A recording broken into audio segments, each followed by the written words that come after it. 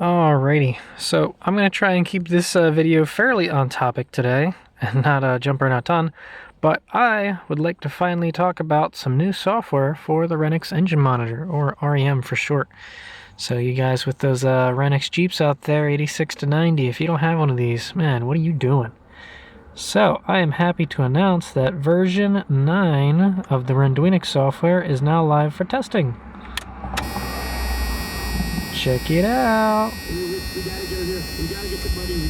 So it has been quite a while since I've actually released an update for one of these guys. The last one was like, what, 0.891 or 3 or something, and that was almost an entire year ago. And since then, there's a lot of things that I've wanted to do to the software. I just haven't had the time to really get it all together. So we're finally ready for launch. This is awesome. So first off, if you guys don't follow, I have a Facebook page where I post updates weekly. So this stuff right here, Nick and Time Films on Facebook, you will find weekly updates of all the things I'm doing. You'll find pictures, long descriptions, and too long didn't read at the top for people that just want to skim real quick. But it's all there. So, yeah, this right here is actually the update that I went over everything. So if you like text, you can just check it all out there. And we've also got a full update log. So with every update in Arduino, we have software update logs. So you can see everything I've done for every version. So every single thing I've done for every single update. Yeah, there's a lot. But yeah, version 9, really cool stuff. So we're no longer in the beta numbering, where before it'd be like 0 point something. Now we're straight to the point. So this is version 9 of the Renduinix software. So anyway, what's so freaking special about it anyway? Well, all kinds of stuff. But I think it might be easier to show you guys before I talk your ears off. So let's just go over some things real quick. So with this update, I've tried to clean it up, make the software feel more professional. I'm gonna turn this off because it looks like stupid on the freaking camera. It's pissing me off. Anyway, I've tried to make the software feel more complete and professional. So I'm trying to get rid of going through menus and menus and menus. I'm trying to get rid of more of these weird menus where you have to just keep flipping through and out. Like, so if we go to settings, we now have a list. So you can easily go through your entire settings list and just find the one you want, instead of going through different, like Windows screens, I guess you could describe it as. So we've got everything in here the same way. But we've also got back options now, so you can go back from menus. So it's a little easier to navigate. You don't have to keep hitting the home screen and then going through and finding your place and all that. You can go in and out of menus. So if you just want to look at something, go, okay, that's cool. Get me back out. Cool. So yeah, there's little fixes and things like that. So for instance, in the previous update, this was not showing correctly. The reboot option wasn't showing because I keep messing up how the menus are done. So I wrote some functions to make that a little easier. So as long as I'm paying attention to the number, menus should no longer not exist. So that should be nice. Let's check out another thing. Let's say like display, for instance. So this one, you're probably not going to notice anything much from the outside, but from the inside, I've updated this to be in line with the way I do menus now. Everything else still works the same, exactly how you'd expect. But this, the backlight option is a little different now. So before, when you went to auto, you would have the option to hit the E to edit the backlight. Well, now I'm trying to make menus less hidden, so it's its own screen, like setting now. So now when you want to calibrate it, you can do that whenever. So yeah, I think this is how I'm trying to lay out the menus now. Plus and minus on the left, change your menu option on the right, and up, well, to go back is the top right for this anyway. I don't know. Again, this is all in progress, but I'm trying to make things easier to understand. So now instead of low and high, it's on and off. So the dim turns on at this value and it turns off at that value. That's easier to understand. So yeah, less hidden menus. There's a back option now, so you can get through everything a little easier. Let's see. So, units. We've got some new units now. So, in order to make things a little easier to understand, we have an option for the engine RPM. We have rounded or absolute, which I'll go over in a second. And we also have fuel trims. So, you have the option to see it in old school or zeroed. So, these are really interesting, and I'll show you those in a second. Yeah, everything else is pretty much the same. I think this one was hidden before, the TPS gauge. And I've gotten rid of the combo loop and throttle position gauge because that one was kind of dumb. So yeah, I'm just trying to clean everything up and make it better. There's a lot to go over. So on the diagnose page, you're going to notice a lot more here. This is where a lot of the updates have taken place, is in the diagnose area. So pages is the normal thing that you're used to. So this still exists. You can go through it. I've also fixed the map page not showing up. So now you can get all your map information, where before it was skipping for some goofy reason. But yeah, that's all there. So that's cool. Another thing, where is it? With ignition, we also have ignition retard. This has been fixed a little bit because before it would kind of jump around a lot, around 0 and -1. I found a way to make it not jump so much, so now it's a lot cleaner and easier to use. So that's cool. Yeah, everything else is kind of the same there. So besides that, we've got some other interesting things. So readings, I think a lot of people are going to like this page. So this, I've separated all the readings of every single computer that we can read. So we've got the ECU, the engine computer that we're used to, the automatic transmission computer, but now we also have ABS support. So if you're one of those very rare few people that have the Bendix 9 ABS system, we now have support for that. So we will have to, you'll have to get a updated you'll have to get an updated Renix adapter that has a switch so you can flip between ABS or ECU.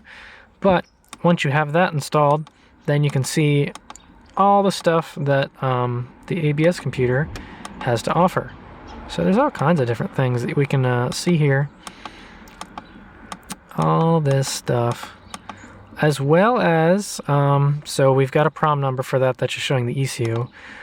Codes as well. So if any codes show up, these are all the codes that I found so far from the Snap-on MT2500. But if I can find enough to complete, there's a lot more that are hidden. But anyway, codes, native codes are now a part of the ECU testing. So that is really interesting because for the first time ever on the 4.0 liter ECUs, we have support for native codes. That is insane. I've never seen a scan tool do this before, but before we get to that, I'll just show you. So this is the ECU data. I have things broken out now. So we have our vacuum, we have our map sensor. You can see the actual pressure unit that it's in now. We have the voltage, so things are broken out. I'm trying to, this is where you want to go to find all of your readings. This is everything broken out, nothing's hidden. It's really easy to go scroll up or scroll down. You know, long text descriptions so you know what you're actually looking at, things like that. So this should be a nice welcome surprise if you're just trying to find everything that you're looking for. All spelled out, all easy to read. There's not a lot of guesswork. So here's one of the new ones that we have, the cold enrichment. So when the engine is cold, you're going to have this enrichment value, which is an additional injector offset. So this is how many milliseconds more fuel it's adding. So like when this turns on, this is going to read like 15 or something because it's adding 6 more milliseconds worth of fuel to help it warm up. So when this reaches 0, it'll start running like normal. So that was an interesting find. That was one of the hidden values. We got our fuel trims, knock sensor, spark advance, spark retard. Our distributor, I don't know why that's spinning. That shouldn't be spinning. It's probably because they're different. That's interesting. All right, I'll have to fix that then. Shit. Okay. But anyway, when this is working normally, this will tell you if cylinder 1 is on compression stroke or exhaust stroke, plus being compression, negative, being exhaust. I also get another one here, the starter signal. That is now a reading that you can see. So you can see when the starter's active. Our park neutral switch has been moved here. So now you can see if it's in park and neutral. So if I come in here and I shift this to reverse, it says no now. So this has to say yes for your vehicle to start if you're an automatic. So that's a useful reading to have. And this one's cool because it'll tell you if it's detecting if the starter's, signal's going out. The AC is all broken out here, so our select signal, our request signal. The clutch, that's kind of a new reading. I'm not 100% sure how accurate this is, but it does turn on and off with the AC. So, I don't know, that'll require some more testing, but it's in there. We also got our full prom number broken out, and some other exciting stuff. So, ECU codes. I actually don't have any codes, which is kind of surprising, I know. But I could go under the hood and do some stuff real quick and show you what comes up. Alright, so I've messed with a couple things under the hood, so let's see what comes up.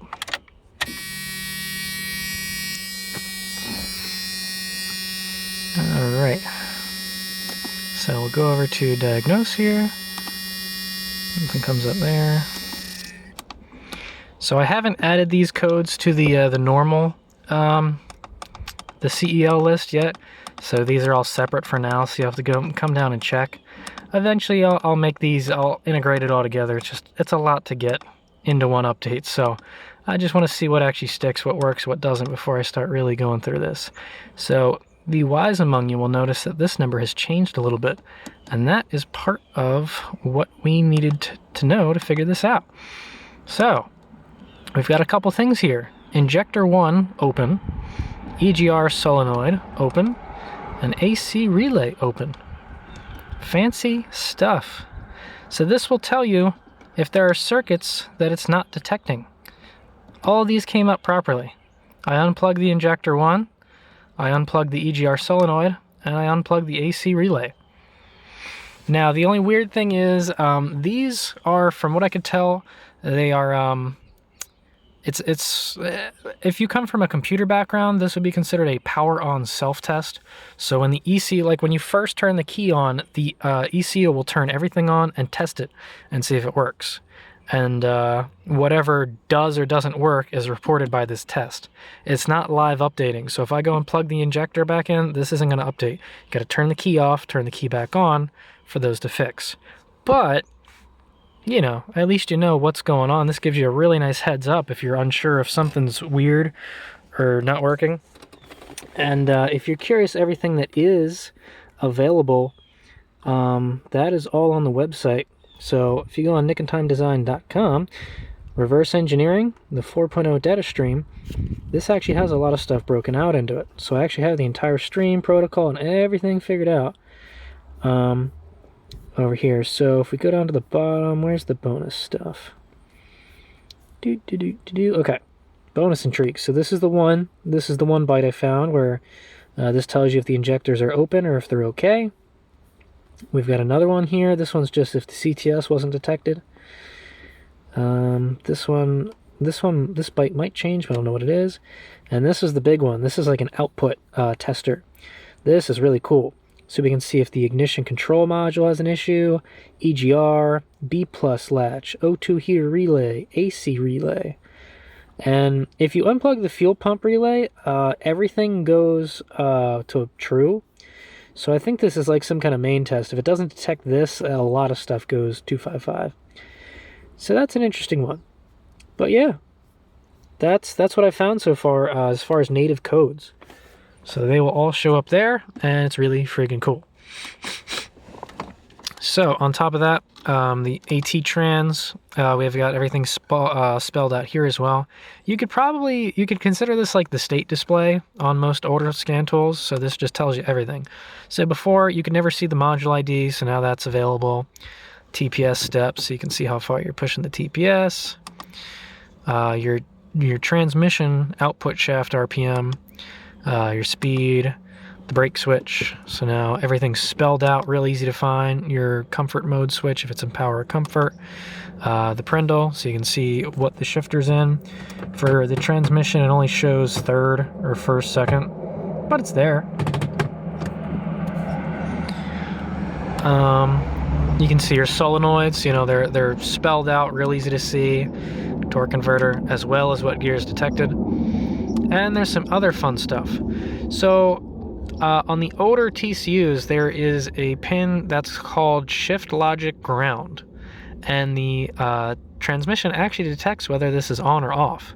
It's not a ground per se, it's some kind of signal. It turns something on or off. So I don't know, if your transmission's being weird and this says off, maybe that might have something to do with it. I still haven't been able to test to see what this even is. And there's another one. So we even got a mystery one involved. C12 on the connector, I actually did a full wiring reverse engineering of the board to see like where all the circuits go and everything. I haven't done a diagram yet, but I have you know, at least mapped out all the traces. And I found one over here, C12, that's connected just like everything else, and it'll accept a 12-volt signal, and this will turn on and off. I have no idea what it is, but it's a thing. So at some point I'll have to test that and see if it does anything, but there's some interesting things still hidden in the TCU as well. As well as that, you also have your generic codes. So for instance, these do live update. So we can get a TPS fault if we push it down too far. If we mess around with the solenoids, you can see that we get like solenoid current and solenoid stored stuff. So that's really cool. But yeah, that is all part of the readings thing. So if you guys are looking for, you know, better diagnostics, this should help you out quite a bit. This has got everything you need. Pretty cool stuff. So yeah. Over here, tests, that's an interesting one. I've tried to incorporate things that make it easier to understand if things are working. So the TPS test, I think, is going to be a big one. A lot of people like this. So if you don't know, for Renix, you're supposed to adjust the ECU side of the TPS to 17%. So that's what that tip is for. So you go here, and you can see the ECU and the TCU together. Now, if you have a manual, obviously the TCU isn't going to update, but I just wanted to show this. So this is really cool. This is more custom character drawing, so you can actually see as the lines go up. And this actually gives you more detail than the number. This gives you every single bit broken down. So notice that, like, we can go through a couple of these and the number doesn't change. So you're actually getting a lot more detail with this. But as you push it down, you can see the synchronization. Now, it's okay that if this isn't like super duper perfect, because these are kind of on different scales, but it's just to give you an idea. So again, you shouldn't really expect anything above 94. So this TPS checks out, the TCU side works, the ECU side works, and everything seems happy, besides it sitting a little bit low.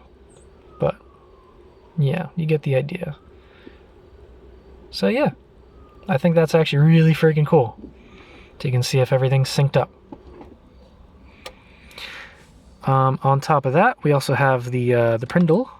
So this is telling you if you ever have to adjust your neutral safety switch, it's best to do it in neutral, because that is the smallest range, so it's the easiest spot to get it set. So the way that this works is the round bits is where it's detecting. There's not a lot of resolution here, so it kind of has to guess where you're at. But all you got to do is shift and see where it takes you. So right now it's detecting park or neutral. If we shift it, now it's detecting reverse or drive. Now we're in neutral. Now we're in drive. Now we're in third.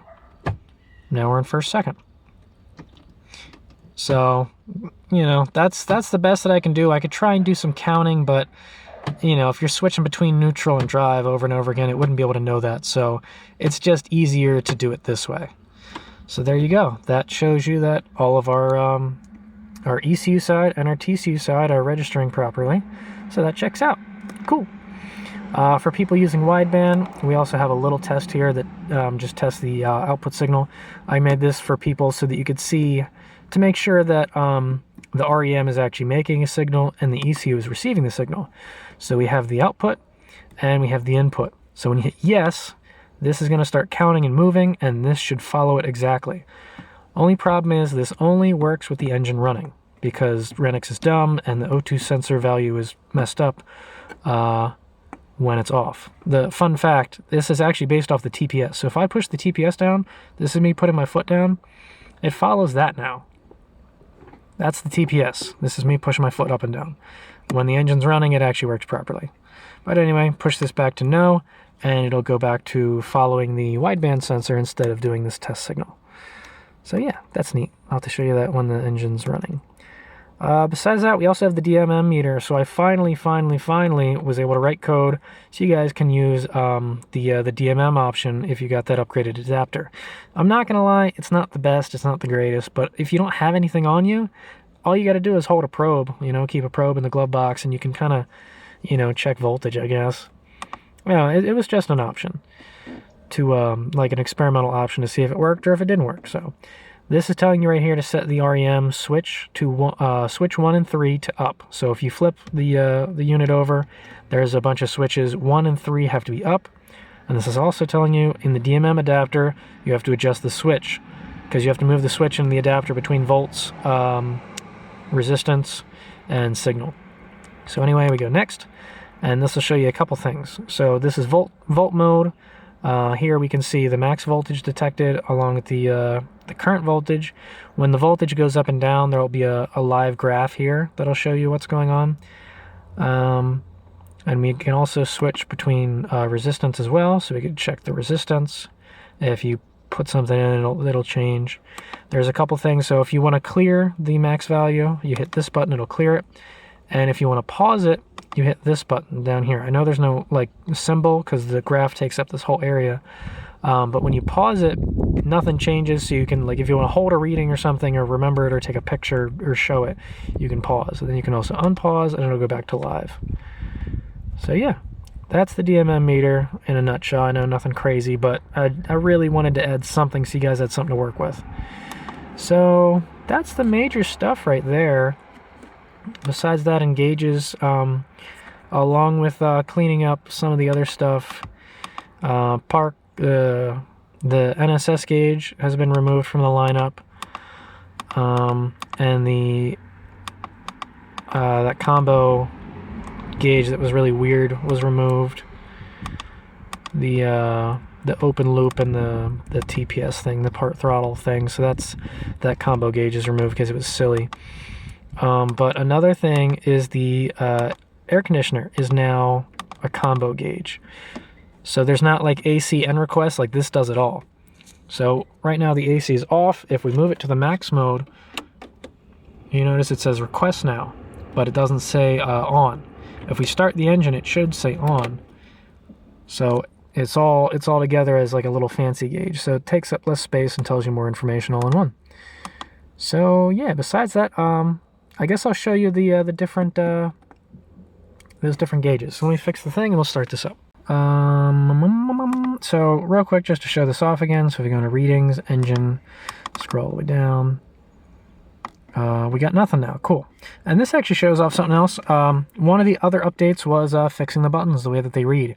So for me personally, they're easier to write in the code. So I've cleaned up how the function gets written, and I've also made it easier to do the multiple press. So when you hold the button down, it'll automatically scroll for you. So that is another really cool function. I'm really happy about that, because for instance, if you go into the display or something like that, and we go to, let's say, the custom color. Now when you hold down, I think it did this before, but it was on a weird timer. This is done more properly. It's not hack code. It actually works, and it's written well, and it's it's just more professional on my end. You might not notice it on the outside, but yeah, especially for and fill up too. Fill up was a big one. So now when you hold down, it'll do that. So yeah.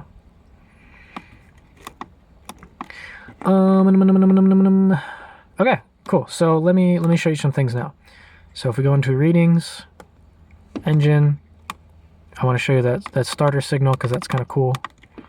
So, for instance, okay, say that we're in reverse, the engine is not going to start. So, if we try to start this, notice that the starter signal does not come on. Put it back in a park,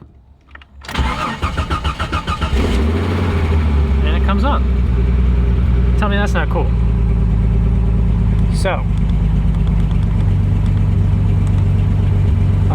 I guess I'll show you the RPM. So this is the rounded mode. It's a lot easier to read because before it looked like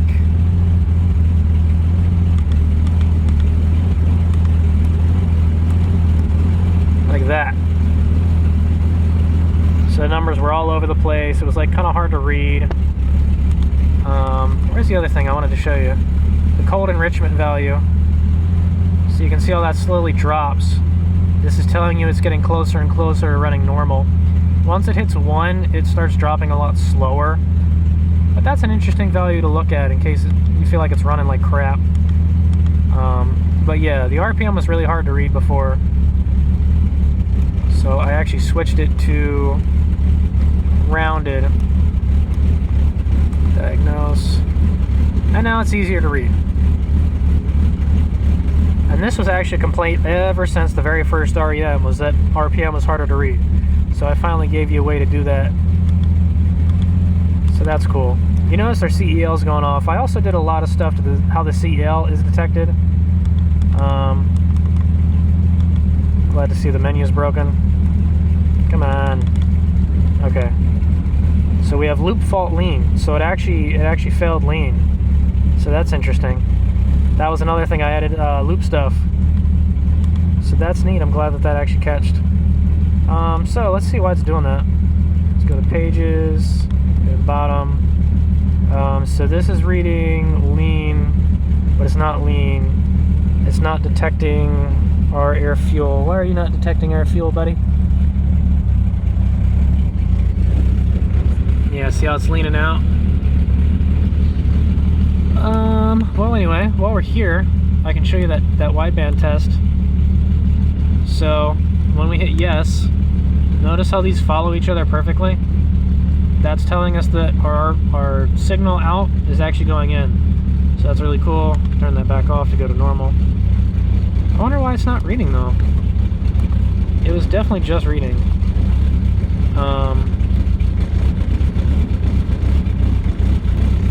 It's like this is showing 10. So why you no work?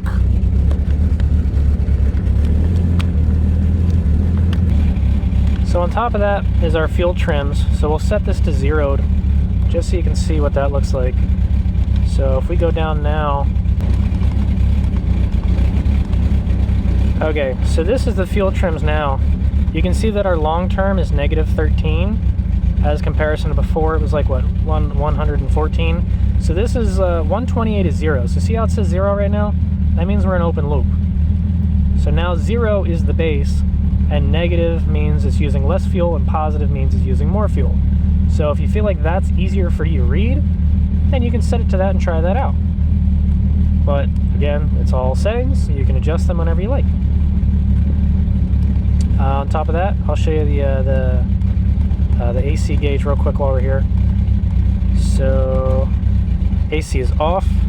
Set this to max. See how it shows on.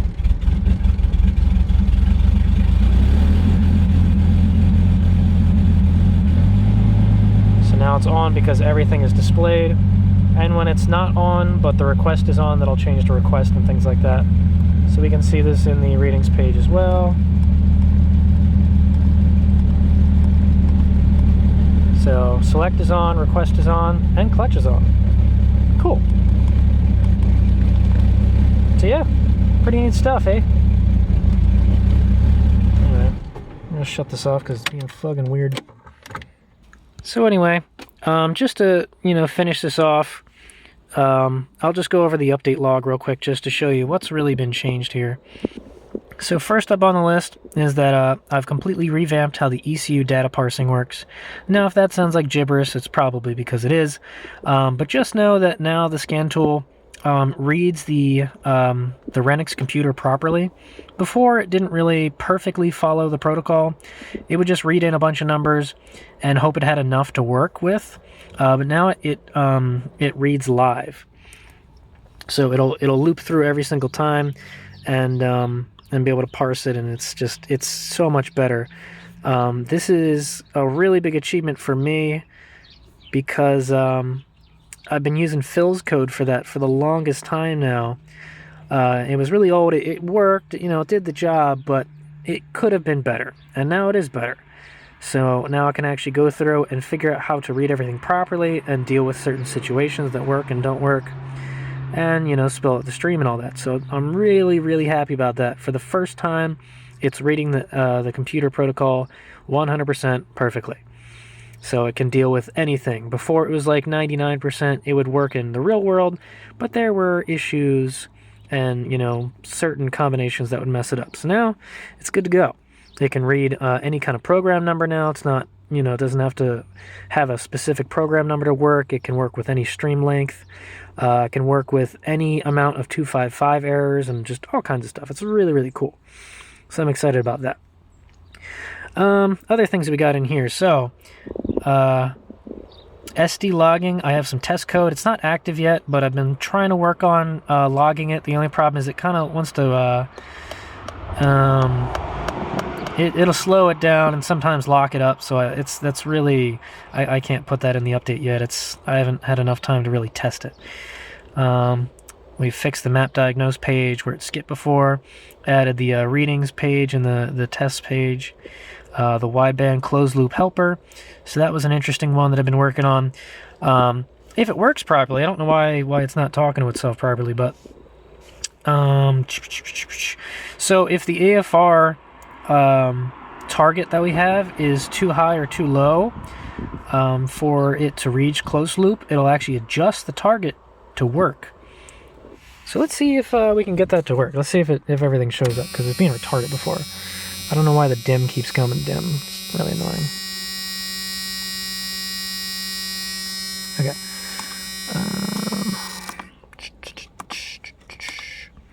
Okay, so that reads that. Let me check. Did we mess with something that we weren't supposed to? If we go to more settings, advanced. Oh,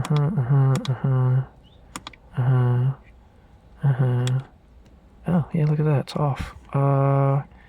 What pin is that on? I think it's 5 or 6.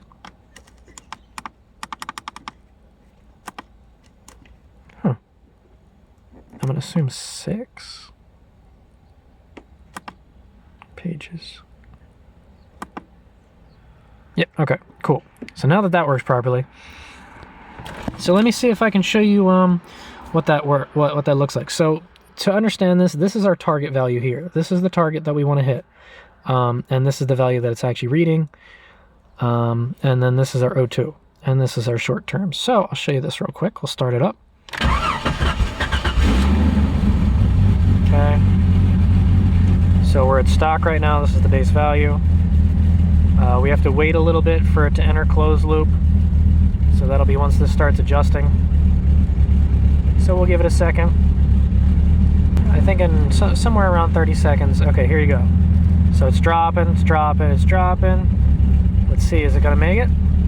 Wow, okay, it actually made it this time. Sometimes it doesn't. If this ends up hitting 0, what happens is the target actually gets adjusted to the closest value it can get, and then it'll slowly start increasing this back to what you set. So you can hold closed loop, and even if it can't perfectly get the target, it'll hold it as close as it possibly can until something's changed.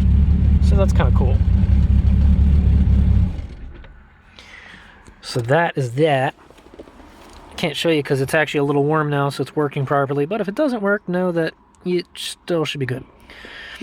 Alright, so a little more gibberish for the nerds out there. The USB pass-through mode. So pass-through, what it does is it's just a pass-through. So what happens is the REM reads the computer, and the REM spits out what it reads to the USB. There's no formatting done, there's nothing changed. It's the same baud rate. It's a raw number instead of a serial formatted number. So it's just, it goes in, it goes out. Before the pass-through was emulated, so what it did, and this was part of the old ECU code, it would read the entire string in, and then it would spit the entire string out, but just formatted normally. But now, you know, if the stream wasn't working, or if there was an error, you wouldn't catch that on the pass-through as easily, because it's trying to take its error and turn it back into what it could before. It was gross. So now, since this is live reading, every single byte is read, you know, live. It's not waiting for the whole thing to fill up and then do it all at once. It does every single one live. So it reads it in, you know, puts it where it needs to be, and spits it back out through the pass-through mode perfectly, you know, like it's timing accurate now. So you could see when each one comes in. It's a lot better.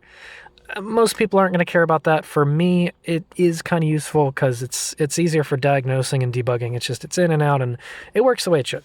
So just know that. Let's see. ABS support is now added, which I showed you before, but you'll need the new adapter. I don't have that on the store yet, but I need to work on that. Additional readings in the readings menu, so native error codes, I showed you that. So everything that we have figured out is now in that reading mode. Fix the spark retard zeroing. So the knock bit actually helps with that.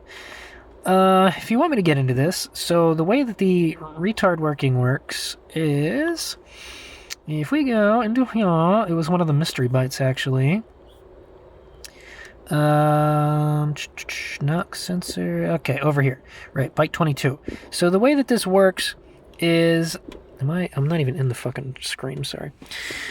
So this right here is the Spark Advanced right here. So bits 0 through 6, that's 7 total, are used for the number. And the 7th one is actually it's a mask to tell you if it's detected or not. So because how far down is the advanced? So advanced is over here at byte 13, and this is all the way at byte 22. Well, the problem is these values are spit out live. So the ECU, instead of, you know, having all the readings, you know, saved and then spitting them out at that exact time frame from the beginning, each one of these is updated live. So it sends this one, then it checks this one and sends it, checks this one and sends it, checks this one and sends it, instead of saving all of them and then send. So the problem is, this one was sent at one time, this one is sent at a different time, so they're not in sync. So this bit here is what helps keep it in sync. This is detecting if it's the same as the above at that current time. This is like trying to talk about, like, you know, like multi-universe shit right here. But just know that this bit helped me sync this, so 0 always reads 0 when it's supposed to. So yeah, that was a cool find. Besides that, what do we get? So I unified the button check function, so it's much easier to write. But I did find an issue where, because of how it works, if I'm not paying attention, it doesn't work for things that are nested farther down the code. But that's only for that's an issue for me, not for you guys. I just need to pay attention when I'm reading, when I'm writing that. The RPM rounding and the 0 trim fuel options were added, so I showed you that. So different formatting if it's easier. The signal out test menu, so you can see if your wideband setup's working. The CEL routine overhaul. So this is in beta, but I changed the way that this works, so it should be smarter, and it has a lot more readings to show you if it works. I kind of need to have the issue, like I need to have data. I need to get an engine log that actually has the error present, so I can confirm if this works or not. It's a lot of testing to make sure that the CEL works the way it's supposed to. So for now, it's just, you know, it's always kind of been in beta, but hopefully that works. I'm gonna try and have history, so you can see how many times an error came up and how long ago the error took place and all that. But there's a lot to figure out there, so that's not active yet for now. There was an issue for people that were trying to run their fans off the REM. There was an AC trigger issue where it wouldn't work, and I found out that was my fault. I didn't write the code properly. So now your fan should work when the AC is active. Restructured some menus, so now they scroll up and down, and added the back option, so you can actually go back. Just makes it easy to get through the menus. Proper button repeating, which I showed you before, so when you hold it down, it repeats, and it's just a lot easier to implement. So that goes through a lot of different menus. We got the combo AC gauge, so it's all in one now. Removed the loop gauge because it was kind of useless. Added the back options. Basic DMM support. The ohms I didn't get to calibrate yet, so they're going to be off. I think they read a little high, but you know, it's just an idea. It's really hard to use even to begin with, but yeah. And we've also removed the NSS gauge from the gauge screen. So yeah, that is everything in version 9 so far. There's still a lot to be done, and there's a lot I want to do. It's mostly about time, so I wanted to really get this update out because it's been over a year since we've had an update, and there's a lot of things I wanted to include. So that readings page, I think a lot of people are going to like. I'm really excited to get that out there and show people so they can see what they find. But yeah, I need to get more things done. People want the clock, so I got to get the clocks done. People want nifty shifters, so I got to get the shifters done. And it's a big balancing act. But when I have some free time, I'm going to work on this some more and add some more features and make sure it all works. So yeah, that's version 9 in, you know, a massive nutshell. If you want to download it, it's available on the website. So if we go up to here, we go to support, and we go to downloads. Sorry, support, downloads. You can find it right here. So this is only for the REM 2 Plus, so V5 through V5.2 right now. I'll try and port it to the older stuff later if I find out if it works and things. There's differences and code, man. It's a pain in the ass. When it gets this big, it's hard to manage. So it's going to be a bit. But anyway, I'm kind of rambling. So yeah, that's version 9. Hopefully you like it. Let me know what you think. And if you want to see any other features, I guess. So yeah, okay. I guess that's it for now. Thanks for watching.